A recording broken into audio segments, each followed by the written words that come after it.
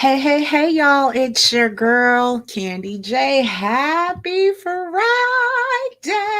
It's Friday. It's Friday, y'all. It's Friday. It's Friday, y'all. Hey. You know, I am so happy. It's Friday. It has been one of the longest weeks, I would say. Just a lot going on this week, but I am currently sharing to different places so that people can come join us. Give me just a second. Tell me where you are watching from. If you are watching from DF Dub, how you liking this crazy weather, y'all? Because it is driving me nuts. I am so not the rain girl, at all. Like I don't mind being stuck in the rain with my significant other, right? I mean, stuck inside with my significant other, and I'll go out or whatnot. Um, but I am not the one to want to just be cooped up inside, right? But if this is your first time here, my name is Candy J. I am a premarital and marital counselor. I am a board certified clinical sexologist through the Dr. Rachel Institute and the American Colleges of Sexology. I specialize in putting the oohs and the ahs back into your relationship, but I do this by helping you to foster better communication in your relationship. And so that's one of the things that I'm wanting to talk to you about this morning. It is brunch time. What did y'all eat? Hashtag breakfast, hashtag brunch. What you what you ate this morning? Because y'all, I just realized that I stopped and I was going to eat something, but I never ate anything this morning. Bad counselor. I have been working my butt off this morning. Okay, so listen. I want to talk about contempt really quick. Because contempt will kill your relationship, okay? Think about this, right? Have you ever had a man or woman say, "Don't start your emotional drama. Don't do that. Um this crying again? What are you doing?" Yeah. Or laugh when nothing is possibly funny unless it's a defense mechanism, which that's something that I do because if you see me laughing in the middle of an argument, be afraid, be very afraid, okay guys. That's all I'm gonna say to you. But I digress. That's a story for another time. So contempt usually comes like out of a place of superiority, right? And deep down, I kind of feel like it stems from unappreciativeness, an acknowledgement of things in the relationship, and it can definitely be in the form of verbal or nonverbal cues, right? So, like sarcasm, mocking the other person, facial gestures. And most of the time, people are not aware that they are even doing anything that is contemptuous, right? Um, and so it's basically saying like you're not worthy and you don't realize that you're doing it, right? So you guys know that I'm a seven principles of making marriage work Gottman leader, and one of the things that we talk about in Gottman is the four horsemen of the apocalypse, and those four horsemen are conflict patterns of antagonistic things to marriage stability, right? And so contempt, criticism, defensiveness, and stonewalling are those four, okay? And that can be a primary emotions of anger, sadness, worry. All of these things can lead to the four horsemen.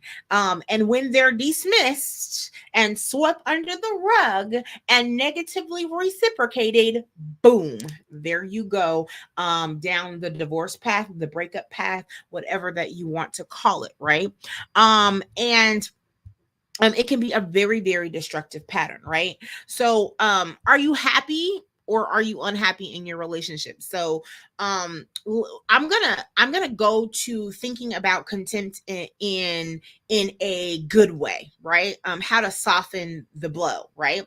So let's think about these things, right? Number one, you can have a negative effect on reciprocity. So Hmm. Unhappy couples reciprocate negative affect with negativity during interactions. Okay, so it's lower intensity negativity affect, like anger was met with anger, right? In the latter case, anger was met with higher intensity negative effects of the four horsemen, like criticism and contempt, guys. And then it results in a dissatisfaction over time, right? Expressions of negative emotion when they are expressed in a negative way, right? Listen to this. When you turn towards your partner, you can express your negative emotions, but you express them in a way that you are hearing the person, and whatever that the case may be of what's going on, right? You're going to address those things. Then we got something that's called negative sentiment override, right? And so these things they kind of build up, right? And they control the conversation.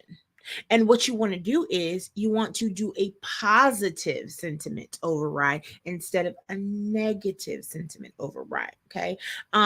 If you do the negative thing all the time, then guess what? You're gonna get negativity in your conflict situations, and you're never going to resolve anything. But if you do a positive sentiment override where you're trying to see the positive out of the situation and always try to come to some sort of a resolution, and you give the person the benefit of the doubt, those type of things, then you will begin to be able to have a happier relationship. Okay, so it is not happy wife, happy life. I don't believe in that at all. I believe in happy spouse, happy house, happy spouse. Okay, so when we are wanting to get away from this contemptuous stuff, first of all, one of the things that you want to do is build the appreciation and fondness. You're building that friendship for the person, and again, that positive sentiment override is like a warm blanket in times of conflict. And couples who invest positively in their non-conflict hours of relationship with admiration and gratitude, and all of those type of things, they tend to give the benefit of the doubt easier than partners that always have negative emotions. So like something positive would be like, it must be difficult for her to have two kids on hand. Let me see how I can help. That's man or that's woman or woman, man or woman, right? That's a positive way of thinking about your person, instead of she stay home with two kids all day, what she do, I don't see this, I don't see that, da, da, da, da, da. It's the negativity, right? So you want to soften the startup when you do have an argument. And softening it happens when more profound vulnerabilities behind the hard emotions such as anger and contempt are shared in a gentle tone, right?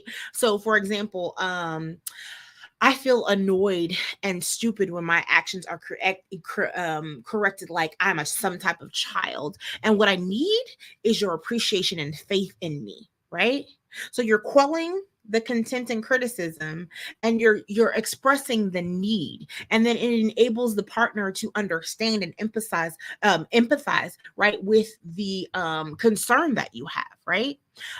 So it is not the negative emotions and conflicts but keeping away from the four horsemen and positively investing with affection, that goes a long ways, and that keeps people happy. Okay, and so if you want to learn more about the four horsemen, right, and more about the Gottman Institute and 7 principles of making marriage work and how to solve conflicts in your relationship, ring that bell, first of all, like, subscribe so that you can come back and definitely see all of the mental health tips. And then of course, guys, of course, then what the other thing is, you can click that button, hit my DMs and talk to me about how you can get a free consultation so that we can see how we can assist you guys. So anyways, I think that I have been before you long enough. Come back for more tips, guys. Have a wonderful day.